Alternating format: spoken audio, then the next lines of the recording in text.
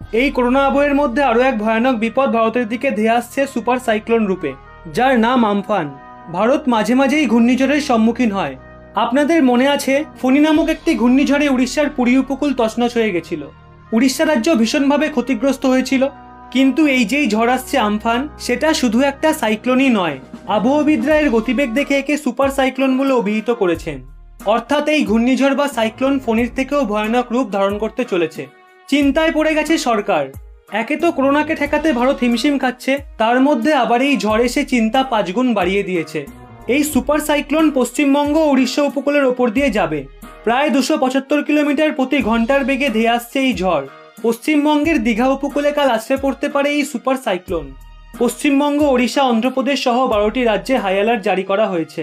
আজই সমস্ত রাজ্যের উপকূলীয় অঞ্চল থেকে মানুষজনকে সরানো হচ্ছে। এরপরে হয়তো আর তাদের সরানোর সুযোগও মিলবে না, কারণ ওই ঝড় এই 12টি রাজ্যের উপকূলীয় অঞ্চলে প্রবল বেগে আছড়ে পড়বে। মৎস্যজীবীদের গাইডলাইন দেওয়া হয়েছে যাতে তারা আর সমুদ্রে মাছ ধরতে না যায়। 1999 সালের পরেই প্রথমবার পশ্চিমবঙ্গ সুপার সাইক্লোনের সম্মুখীন হচ্ছে। এই সুপার সাইক্লোন আমফান পরবর্তী 6 ঘন্টায় হয়তো সামান্য একটু দুর্বল হতে পারে বলে জানাচ্ছেন আবহবিদরা। কিন্তু পশ্চিমবঙ্গে এর প্রভাব অলরেডি দেখা যাচ্ছে। আকাশ সকাল থেকেই মেঘলা হয়ে আছে, এক ফোঁটাও রোদের দেখা নেই। পূর্ব মেদিনীপুরের উপকূলে জোরে হাওয়া বইছে। এই সময় দীঘা থেকে সামান্য কিলোমিটার দূরে অবস্থান করছে এই আমফান।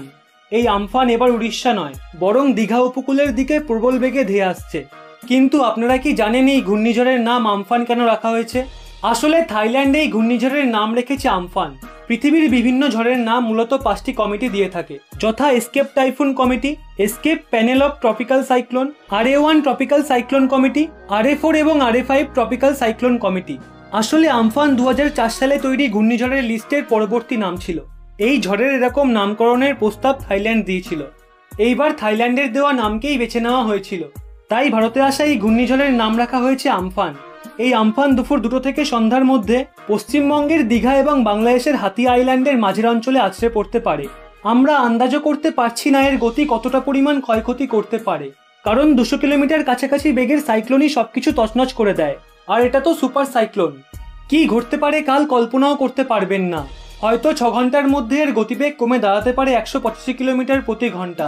প্রার্থনা করুন যাতে এর গতিবেগ কমে আসে, কারণ যদি 275 কিলোমিটার প্রতি ঘন্টার বেগে আছড়ে পড়ে এই আমফান, তাহলে আর দেখতে হবে না। করোনার আগেই মানুষ আমফানে সর্বহারা হবে, কত গরিব মানুষ ঘরছাড়া হবে, কত গৃহপালিত পশুর প্রাণ যাবে।